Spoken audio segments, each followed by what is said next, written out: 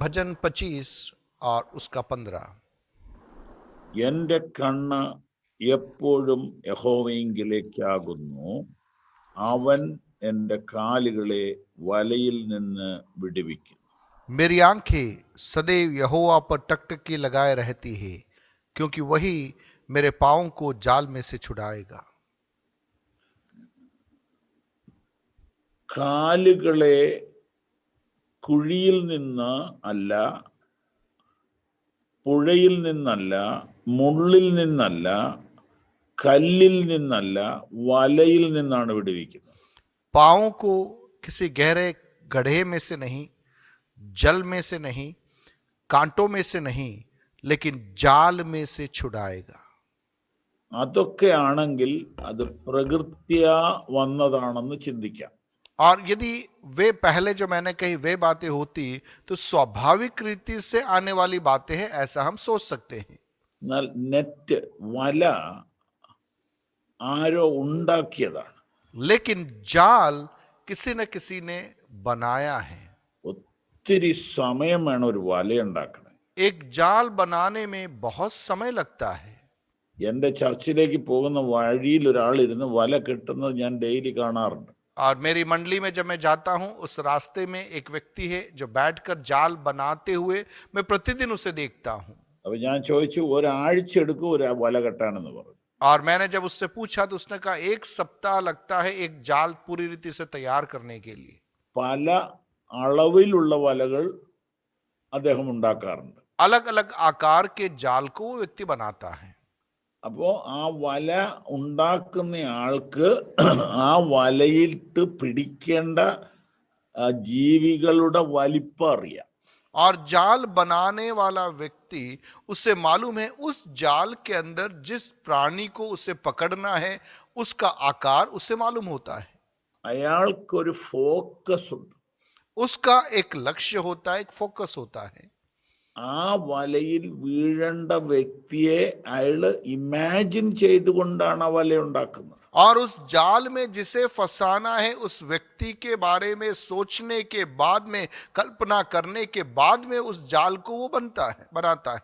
അതിനുശേഷം ആ ഉദ്ദേശിച്ച വ്യക്തികൾ ഏതെല്ലാം വഴിയിലാണ് ട്രാവൽ ചെയ്യുന്നതെന്ന് അയാൾ സ്കെച്ച് ചെയ്യും. और उसके बाद में वह व्यक्ति जिसे उस जाल में फंसाना है वह कौन कौन से मार्गों से होकर गुजरता है उसके बारे में भी वह सोचने लगता है। അതിനുശേഷം ആ സ്ഥലങ്ങളിൽ ആ വലകൾ അയാൾ ഫിക്സ് ചെയ്യും. और उसके बाद में उन रास्तों में उस जाल को वो रख देता है। വല ഒരു ഭക്തന് വേണ്ടി വെക്കുന്നത് ആര്? एक भक्त के लिए जाल कौन लगाता है? ദാവീദ് പറയുകയാണ്, എന്റെ കാലുകൾക്ക് ആരോ വല വെക്കുന്നുണ്ട്. दाऊद कह रहा है मेरे पांवों को कोई जाल में फंसा रहा है। അതിന് ഞാന് കീഴോട്ട് നോക്കി വലയില്ലാത്ത സ്ഥലങ്ങളിൽ കാല് വെക്കുക എന്നുള്ളതാണ് നോർമൽ ടെക്നിക്ക്.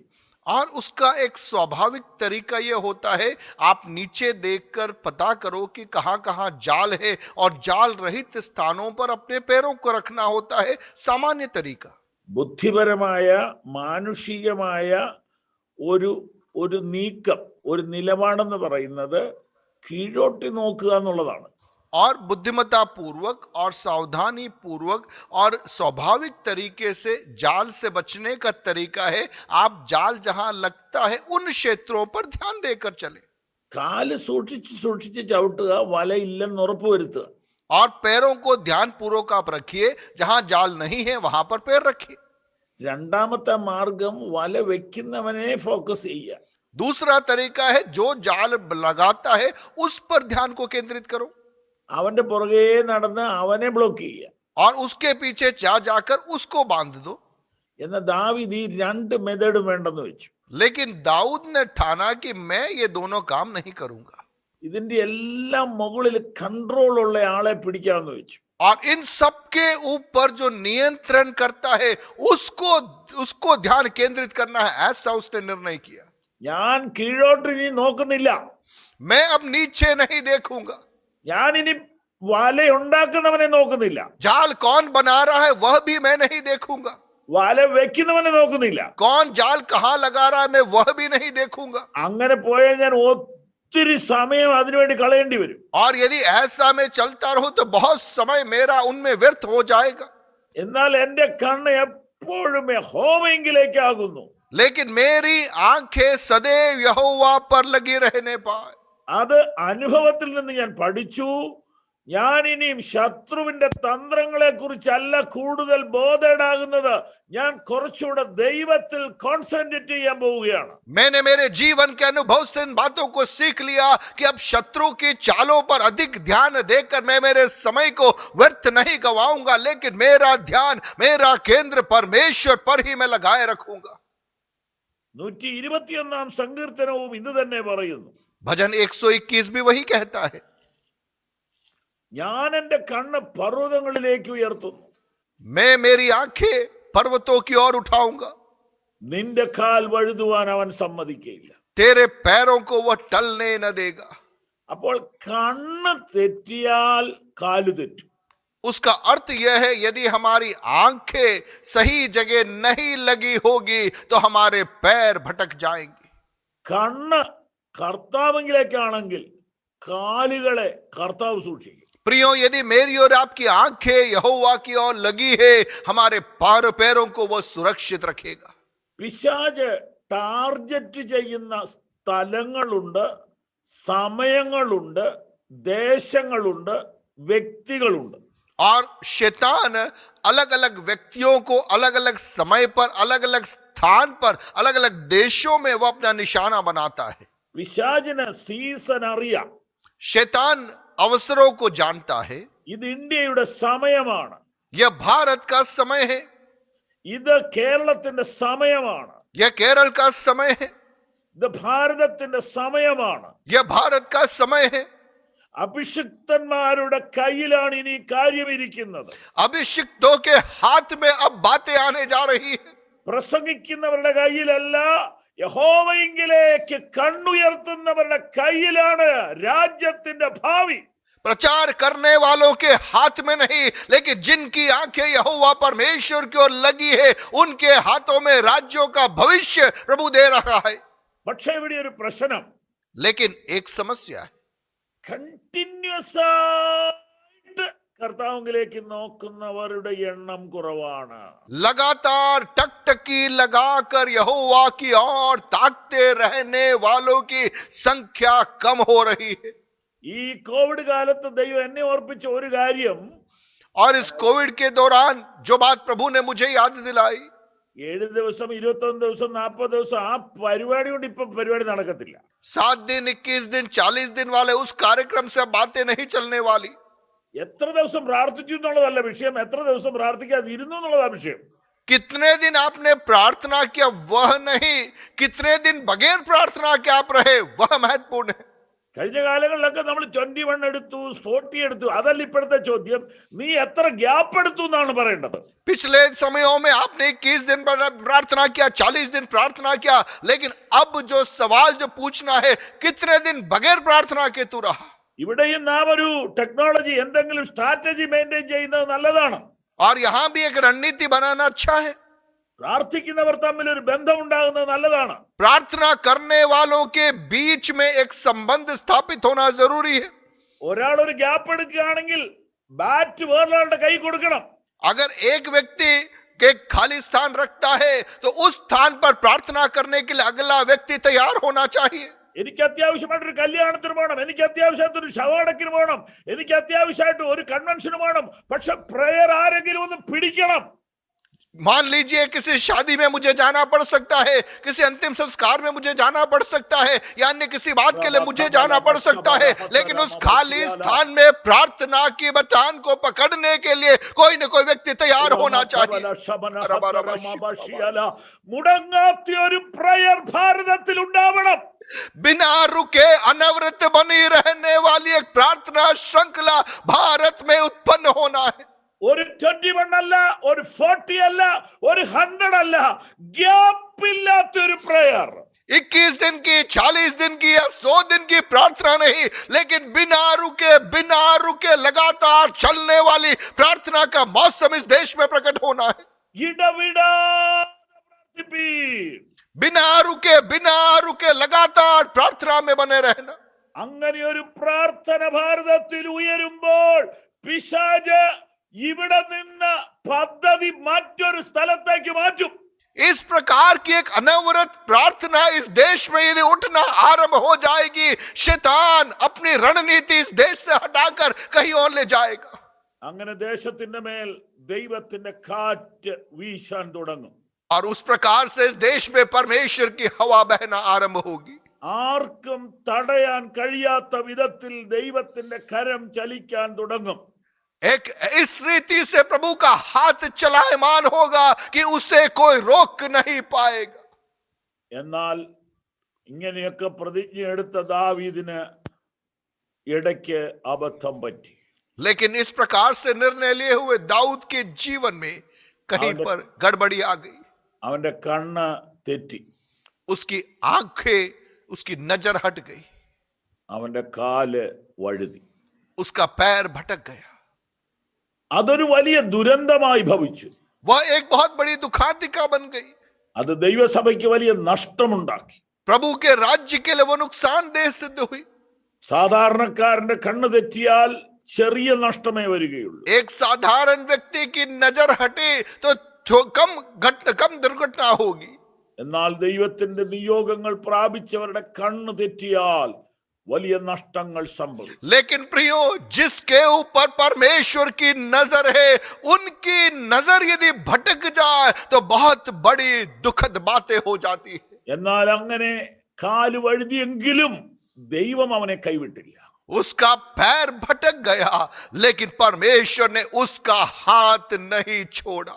അവൻ വലയിൽ വീണു എങ്കിലും അവൻ അവിടെ കിടന്ന് പിന്നെയും നിലവിളിച്ചു. वह जाल में फंसा तो जरूर, लेकिन वहां भी वो प्रभु को पुकारता रहा।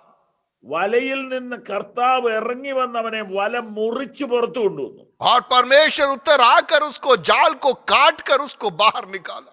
പ്രിയപ്പെട്ടവരെ, നിലവിളിച്ചാൽ ഇനിയും നമുക്ക് ചാൻസ് ഉണ്ട്.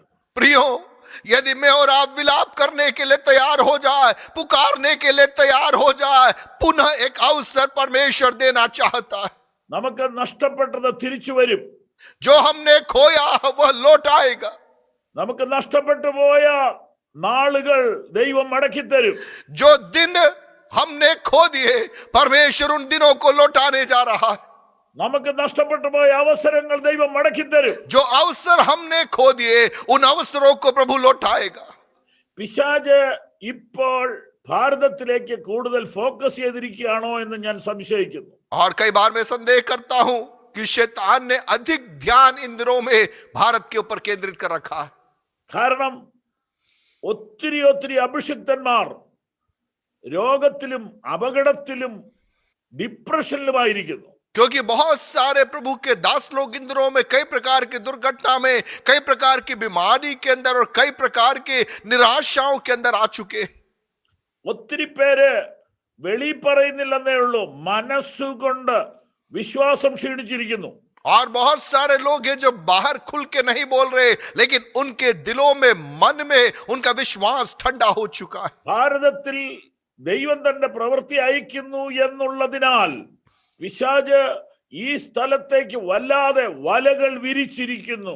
भारत में परमेश्वर अपने अद्भुत कार्य को इन दिनों में प्रकट करने जा रहा है। इन बात को जानकर शैतान ने अपना जाल इस देश में फेंक रखा है। അതുകൊണ്ട് കർത്താവ് നമ്മോട് കൂടുതൽ പ്രയർ ആവശ്യപ്പെടുന്നു. और इसीलिए परमेश्वर मुझसे और आपसे अधिक प्रार्थना इन दिनों में चाहता है। കൊരിന്ത്യ ലേഖനത്തിലേക്ക് വരുമ്പോൾ कुरिन्थियों की पत्री में यदि हम आए तो നിങ്ങളുടെ മനസ്സ് ക്രിസ്തുവിനോടുള്ള ഏകാഗ്രതയും നിർമ്മലതയും വിട്ട് വഷളായി പോകുമോ എന്ന് ഞാൻ ഭയപ്പെടുന്നു എന്ന് വായിക്കുന്നു. और पौलुस इस प्रकार से कहता है कि कहीं तुम्हारा मन मसीह के ऊपर केंद्रित होने के स्थान पर, मसीह के साथ में जो निर्मलता के साथ में तुम्हारा मन होना चाहिए, कहीं उससे भटक कर भ्रष्ट न हो जाए, ऐसा मैं डरता हूं, ऐसा पौलुस कहता है। അവിടെയും നാം വായിക്കുന്നത് സാത്താന്റെ തന്ത്രമാണ്. और वहां भी हम देखते हैं शैतान के जालों के बारे में हम वहां देखते हैं. നമ്മുടെ മനസ്സ് ക്രിസ്തുവിൽ നിന്ന് അകന്നാൽ പിശാച് നമ്മെ വലയിൽ വീഴ്ത്തും. प्रियो, यदि हमारा ध्यान, हमारा मन मसीह से हट जाए तो शैतान हमें जाल में फंसा देगा. അതുകൊണ്ട് കർത്താവിൽ നാം പറ്റി നിൽക്കണമെന്ന് കർത്താവ് ആഗ്രഹിക്കുന്നു. और प्रभु चाहता है कि हम मसीह से जुड़कर उसके करीब हम बने रहें. വാസ്തവത്തിൽ കോവിഡ് എന്താണ് നമ്മോട് സംസാരിക്കുന്നത്? वास्तविकता में कोविड मुझसे और आपसे क्या कह रहा है? കോവിഡ് കൊണ്ട് നിങ്ങൾക്ക് നഷ്ടപ്പെട്ടത് എന്താണ്? कोविड के द्वारा क्या आपने खोया?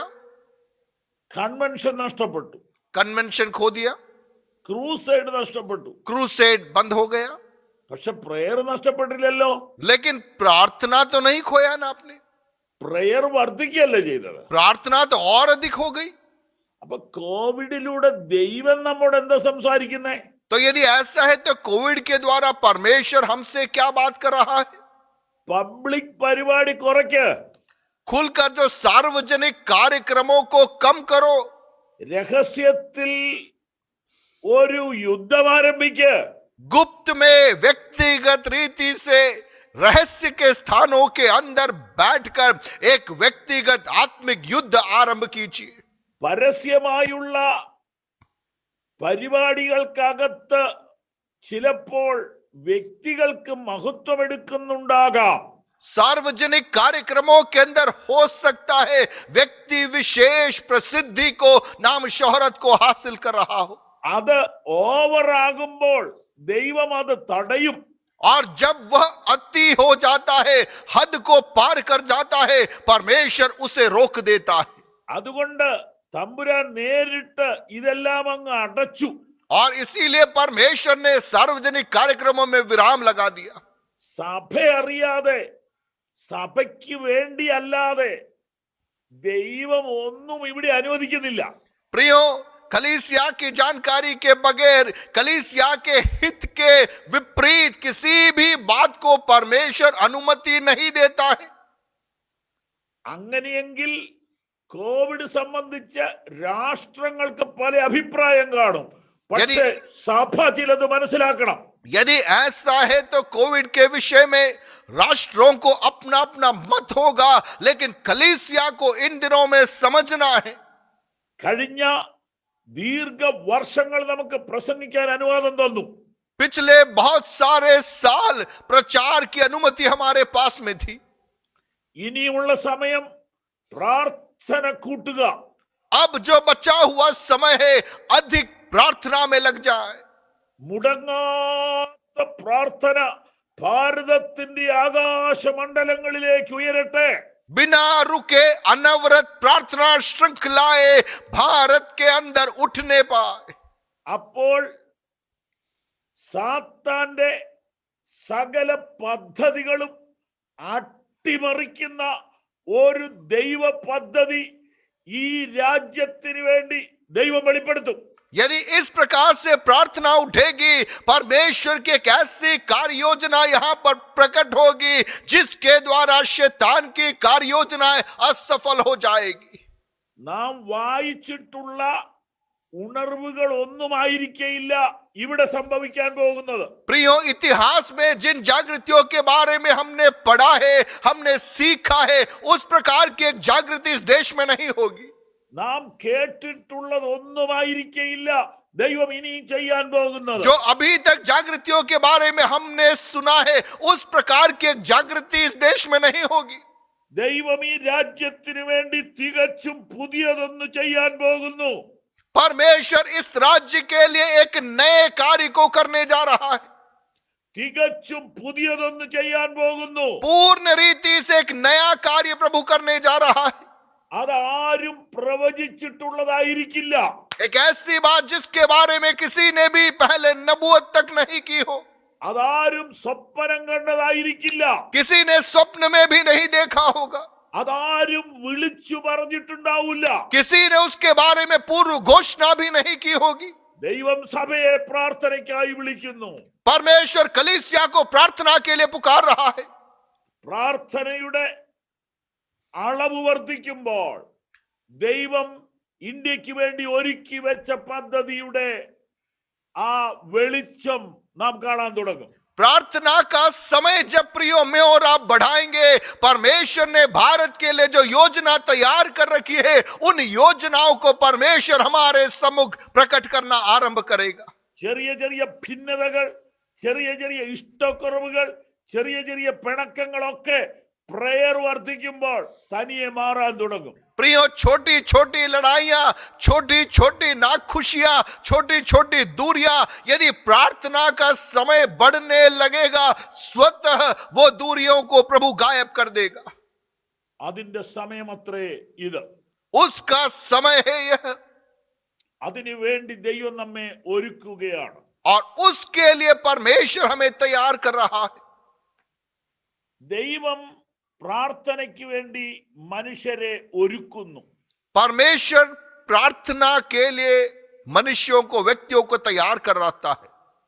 തിരുവചനത്തിന്റെ താളുകളിൽ പ്രാർത്ഥനാ വീരന്മാരായി തീർന്നവരൊക്കെ വ്യക്തിപരമായ അനുഭവങ്ങളിലൂടെ പരിശീലനം പ്രാപിച്ചവരാണ്. वचन के अंदर जितने भी प्रार्थना योद्धाओं के बारे में हम देखते हैं, उन सबके जीवनों को यदि हम जांचे तो व्यक्तिगत जीवन के अनुभवों के द्वारा परमेश्वर ने उन्हें प्रार्थना के जीवन के लिए तैयार किया गया है. ഹന്ന എന്ന സഹോദരിക്ക് ദൈവം തന്നെ ഒരു വേദന അനുവദിച്ചു കൊടുത്തു. हन्ना नामक उस बहन के जीवन में परमेश्वर ने ही एक दर्द उसके जीवन में अनुमति दी. ആ വേദന ഒരു നിന്ദയായി മാറി. और उसके जीवन का वो खालीपन उसके जीवन के परिहास का कारण बन गया. അപ്പോൾ അവൾ പ്രാർത്ഥിക്കാൻ തുടങ്ങി. और ऐसे खालीपन की हालात में वो प्रार्थना करने लगी. ആദ്യം അവൾ പ്രാർത്ഥിച്ചത് പെനീന്നയുടെ മുമ്പിലൊന്നും തല ഉയർത്തി നിൽക്കാൻ വേണ്ടിയായിരുന്നു. आरंभ में उसकी प्रार्थना थी उसकी सौतन पेनिना के सामने वो थोड़ा सिर उठाकर खड़ी रह सके. എന്നാൽ നാളുകൾ കഴിഞ്ഞപ്പോൾ അവളുടെ പ്രാർത്ഥന സഭയ്ക്ക് വേണ്ടിയായിരുന്നു. लेकिन जैसे जैसे समय बीता उसकी प्रार्थना कलीसिया के लिए तब्दील हो गई. എനിക്കൊരു പുരുഷ സന്താനത്തെ തന്നാൽ ഞാൻ അവനെ ദൈവത്തിന് കൊടുത്തേക്കാം. यदि प्रभु मुझे एक बेटा देगा तो उस बेटे को मैं परमेश्वर के हाथों में सौंप दूंगी. എന്താ സംഭവിച്ചതെന്നറിയാമോ? वहां पर क्या हुआ क्या आपको मालूम है? അടുത്ത 100 വർഷങ്ങളിൽ സഭയെ നശിപ്പിക്കാനുള്ള ദർശനം കെട്ട ലീഡർഷിപ്പ് അവിടെ നിലവിലുണ്ടായിരുന്നു.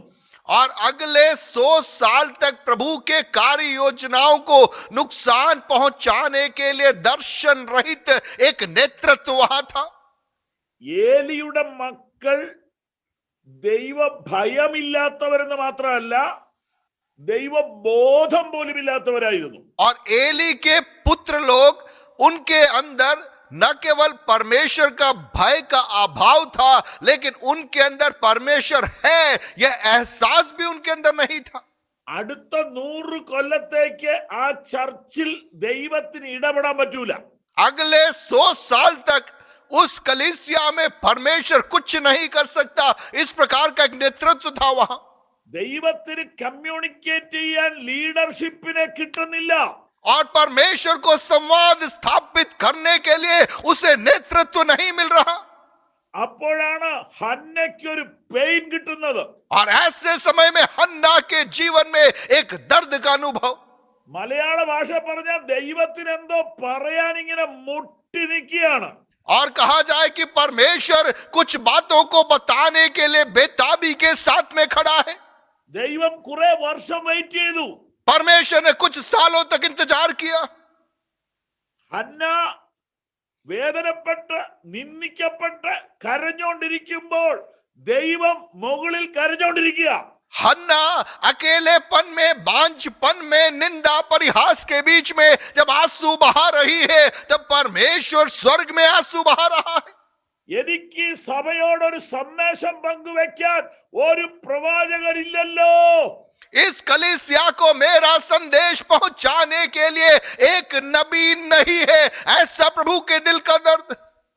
ദൈവത്തിന്റെ നൊമ്പരമാണ് പ്രാർത്ഥിക്കുന്നവന്റെ നൊമ്പരം. प्रियो, परमेश्वर के हृदय की स्पंदन है प्रार्थना करने वाले के हृदय का स्पंदन. ദൈവം ആർക്കെങ്കിലും തന്റെ പെയിൻ പങ്കുവച്ചിട്ടുണ്ടെങ്കിൽ അവന് മാത്രമേ നീണ്ട പ്രാർത്ഥന ഏറ്റെടുക്കാൻ പറ്റുള്ളൂ.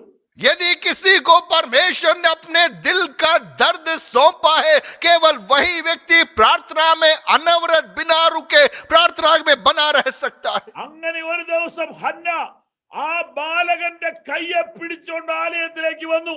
और इस प्रकार से हन्ना उस बेटे का हाथ पकड़कर एक दिन प्रभु के भवन के अंदर आती है. സ്വർഗത്തിലെ ദൈവത്തിന്റെ മുഖത്ത് ഒരു ചിരി വന്നു. स्वर्ग के परमेश्वर के मुख में एक मुस्कुराहट आ गई. ഇവന് വേണ്ടിയായിരുന്നു ഞാൻ ഈ ദിവസങ്ങളെല്ലാം കാത്തിരുന്നത്. इसके लिए मैं इतने दिनों तक बाट जो रहा था. ലീഡർഷിപ്പിനെ ദൈവം തുടച്ചു മാറ്റി. उस नेतृत्व का परमेश्वर ने नामो निशान मिटा दिया. എന്തൊരു ചേഞ്ചാ സംഭവിച്ചത് ആ പ്രയർ കഴിഞ്ഞപ്പം. उस प्रार्थना के बाद में कितना बड़ा बदलाव वहां आया. ദൈവത്തിന് എല്ലാ കാലത്തും കമ്മ്യൂണിക്കേറ്റ് ചെയ്യാൻ ആരെങ്കിലും വേണം. परमेश्वर को हर पीढ़ी में, हर युग में अपनी बातों को पहुंचाने के लिए व्यक्तियों की जरूरत है. ശമൂവേൽ രംഗത്ത് വന്നു. ഏലിയും കുടുംബവും എന്നേക്കുമായി ലീഡർഷിപ്പിൽ നിന്ന് തുടച്ചു മാറ്റപ്പെട്ടു. और शमूएल जब वहां पर प्रकट हुआ, परिणाम स्वरूप एली और उसके संतान, उनका वहां से नामो निशान मिट गया. കോവിഡിന്റെ ആരംഭത്തിൽ തന്നെ ദൈവത്തിന്റെ ആത്മാവ് എന്നോട് ഇടപെട്ടു.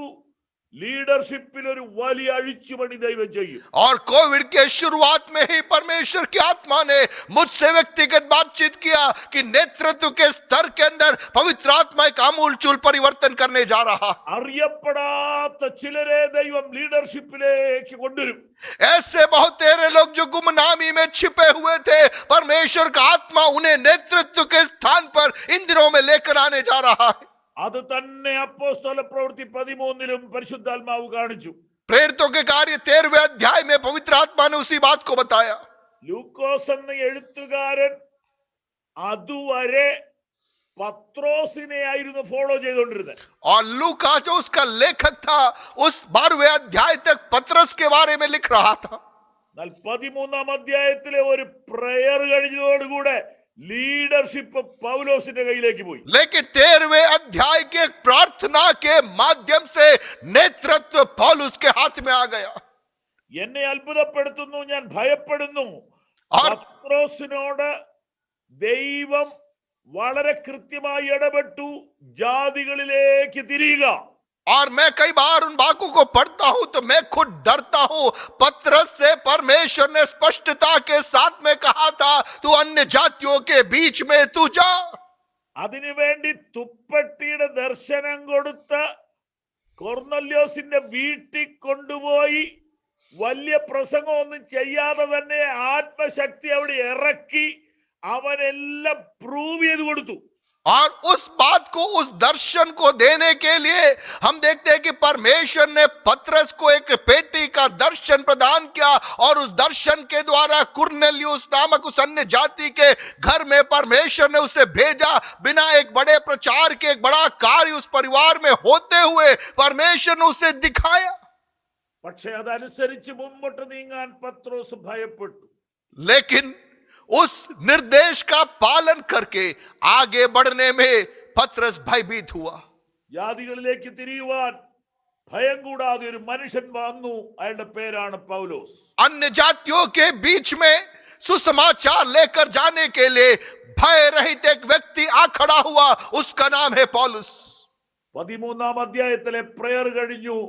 ലീഡർഷിപ്പ് പൗലോസിന്റെ കയ്യിലായി. 13वें अध्याय की प्रार्थना के बाद में नेतृत्व पौलुस के हाथ में आ गया. ലീഡർഷിപ്പ് മാത്രമല്ല മാറിയത്, ഹെഡ് ഓഫീസും മാറി. नेतृत्व ही नहीं, मुख्यालय भी बदल गया.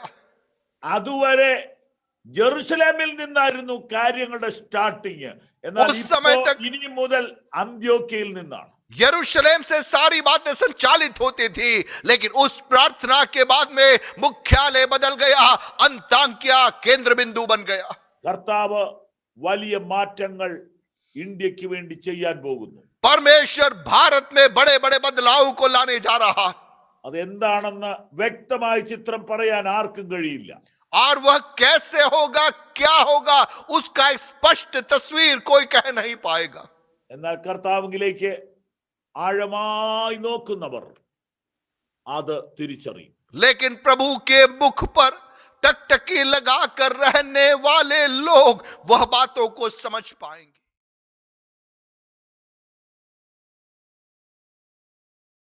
ശമൂവേലിനെ നോക്കുക. शमूएल को देखिए. ശമൂവേൽ ഏലിയിൽ ഒരു കുറ്റം കണ്ടെത്തിയില്ല. शमूएल ने एली में कोई कमी नहीं देखी. ഏലിയിൽ നിന്ന് കിട്ടാവുന്ന എല്ലാ മെന്റർഷിപ്പും വളരെ പെർഫെക്റ്റ് ആയിട്ടും വളരെ വളരെ ഭക്തിയോടെ ശമൂവേൽ പിടിച്ചെടുത്തു. शमूएल ने एली से जो कुछ सीखने योग्य था, जो कुछ एली के जीवन में उत्तम था, वो सारी बातें शमूएल ने सीख ली. രാത്രി 12 മണിക്ക് 2-3 പ്രാവശ്യം ആ മനുഷ്യനെ ചെന്ന് ഉറക്കത്തിൽ നിന്ന് വിളിച്ചെഴുന്നേൽപ്പിച്ചപ്പോ അങ്ങേര് ഇവനോട് ചൂടാകാത്തത് ഇവൻ അത്ര സ്മൂത്ത് ആയിട്ട് ഇടപെട്ടോണ്ട്. आप देखिए, आधी रात को प्रभु की आवाज को सुनकर शमूएल जाकर एली को नींद से उठाता है, बार बार नींद से उठाता है, लेकिन एली शमूएल पर क्रोधित क्यों नहीं हुआ? क्योंकि शमूएल ने एली के साथ में इस प्रकार का एक करीबी रिश्ता स्थापित कर दिया था.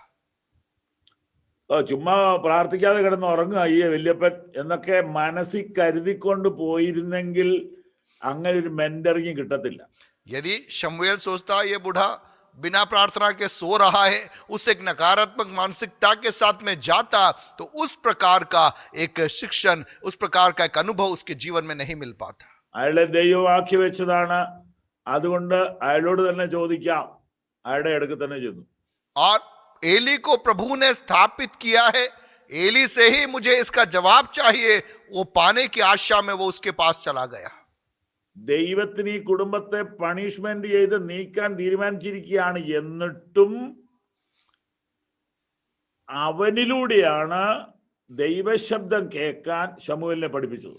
आप देखिए, परमेश्वर एली और उसके परिवार को वहां से हटाना चाहता था क्योंकि वे प्रभु से दूर थे, लेकिन परमेश्वर ने एली को ही इस्तेमाल में लिया शमूएल को बताने के लिए परमेश्वर की आवाज को कैसे सुनना है. 3 പ്രാവശ്യമായപ്പം അപ്പച്ചൻ പറഞ്ഞു, മോനെ ഇത് ദൈവശബ്ദമാണ്, നീ ഇങ്ങനെ പറഞ്ഞാ മതി എന്ന് പറഞ്ഞു കൊടുത്തല്ലോ. ഏതായാലും 3 बार जब शमूएल एली के पास में गया, एली को समझ में आ गया. एली ने शमूएल को कहा, बेटा ये प्रभु की आवाज है, कैसे सुनना है, ये उस बुजुर्ग व्यक्ति ने उसे बताया. നേരെ മറിച്ച് പറഞ്ഞു കൊടുക്കുകയാണെങ്കിൽ, എന്റെ മോനെ രാത്രി 12 മണി കഴിയുമ്പോ ഇവിടെ ഇങ്ങനെ ഒരു പോരാട്ടം ഉണ്ട്, നീ സ്റ്റാൻഡ് വിട്ടോളാൻ പറഞ്ഞിരുന്നെങ്കിലോ. यदि उसकी जगह में वो कहता, रात की 12 बजे के बाद में ऐसी आवाजें यहाँ गूंजती है, गड़बड़ी की बातें हैं, तू यहाँ से निकल जा, अगर ऐसा बोला होता तो. അപ്പൊ ഒരിക്കൽ ദൈവം വിളിച്ചവനെ ദൈവം അങ്ങനെ അങ്ങനെ തള്ളി കളയല, അവന്റെ എന്തേലും കാണും. एक बात आपको समझना है, यदि किसी के ऊपर परमेश्वर की बुलाहट आई है, प्रभु उसको वैसे ही खाली नहीं करेगा, उसके हाथ में कुछ न कुछ तो प्रभु ने देकर रखा है. അവനിലുള്ള കുറവുകൾ ശമൂവേൽ നോട്ട് ചെയ്തില്ല. उसकी कमियों को शमूएल उसके पीछे नहीं रहा. ശുശ്രൂഷയ്ക്ക് എന്തെല്ലാം അവനിൽ നിന്ന് കിട്ടാവോ അതെല്ലാം പിടിച്ചെടുത്തു. सेवकाई में उससे जो कुछ सीख सकता है, जो कुछ सीखने योग्य था, वो सारी बातें उसने सीख ली. ദാവീദിനെ നോട്ട് ചെയ്യുക. दाऊद के जीवन को देखिए. ശൗലിന്റെ വസ്ത്രത്തിന്റെ അങ്കി മുറിച്ചിട്ട് പുള്ളിക്ക് പിന്നെ ഉറക്കം വന്നില്ല. शाऊल के वस्त्र की छोर को उसने काटा, लेकिन उसके बाद में वो आत्मग्लानि से भर गया. ഏലീശയെ നോട്ട് ചെയ്യുക. एलिशा का जीवन आप देखिए. ഏലിയാവിന്റെ സ്വഭാവം എന്റെ നോട്ടത്തിൽ ഒരു റഫാണ്.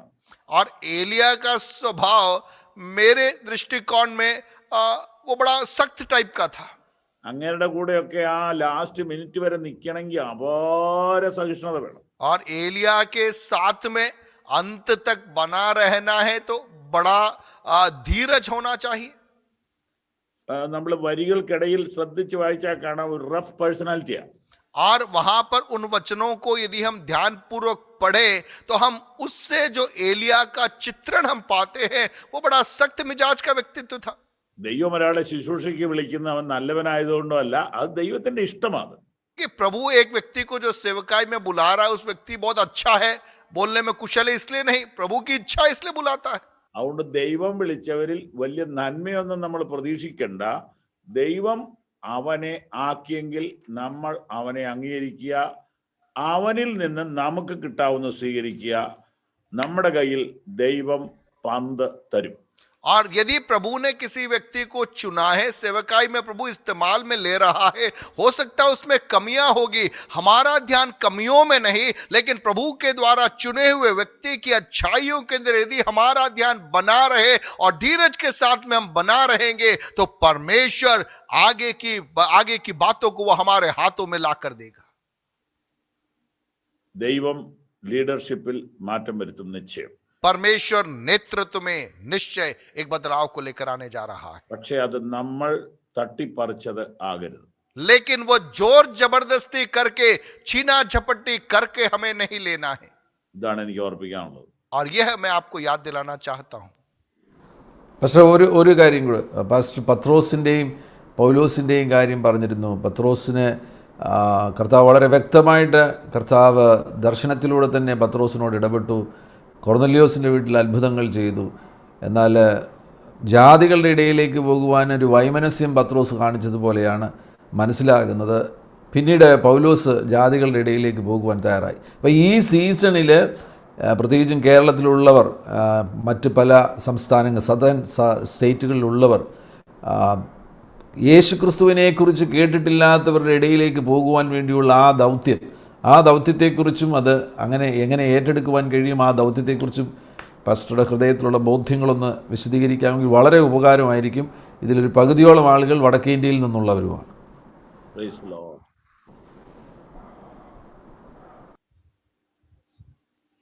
ആ വിഷയത്തിൽ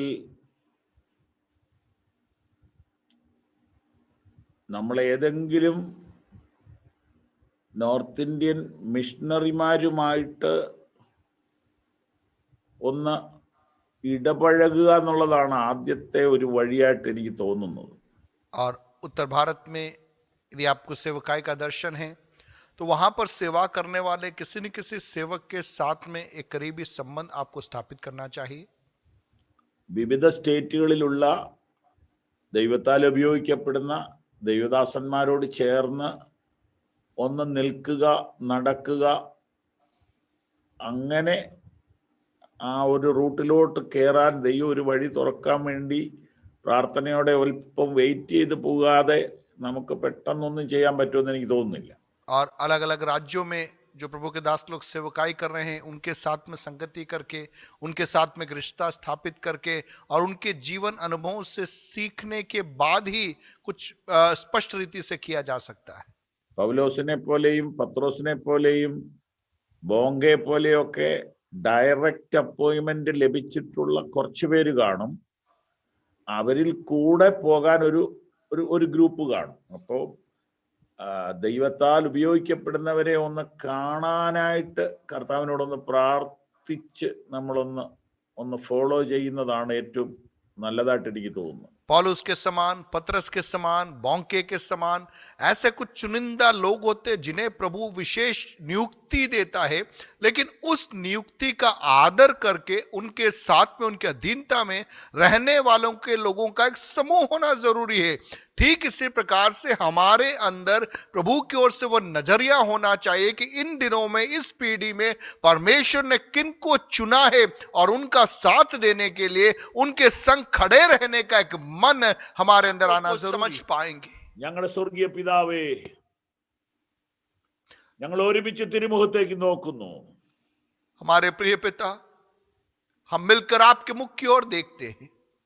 പ്രാർത്ഥനയുടെ ദിവസങ്ങൾ എണ്ണുകയല്ല, പ്രാർത്ഥനയിൽ ഗ്യാപ്പ് വരാതിരിക്കാൻ ഞങ്ങളെ അധികം പഠിപ്പിക്കണമേ. प्रार्थना के दिनों को गिनने के लिए नहीं, लेकिन बिना रुके लगातार प्रार्थना में बने रहने के लिए आप में सिखाई. ഭാരതത്തിൽ വെളിപ്പെടാൻ പോണ ദൈവപ്രവൃത്തിയെ തടയുന്ന ദുഷ്ടന്റെ വലകളെ തിരിച്ചറിയുവാൻ ഞങ്ങൾ കർത്താവിലേക്ക് നോക്കുന്നു. भारत में आपका जो कार्य प्रकट होने वाला है, उसके खिलाफ शैतान जो जाल तैयार करता है, उन योजनाओं को समझने के लिए हमारी आंखें हम आपकी ओर लगाते हैं. യേശുവിൻ നാമത്തിൽ തന്നെ. यीशु के नाम में मांगते हैं. വളരെ നന്ദി. ദൈവം നിങ്ങളെ അനുഗ്രഹിക്കട്ടെ. प्रभु आपका आशीष देने.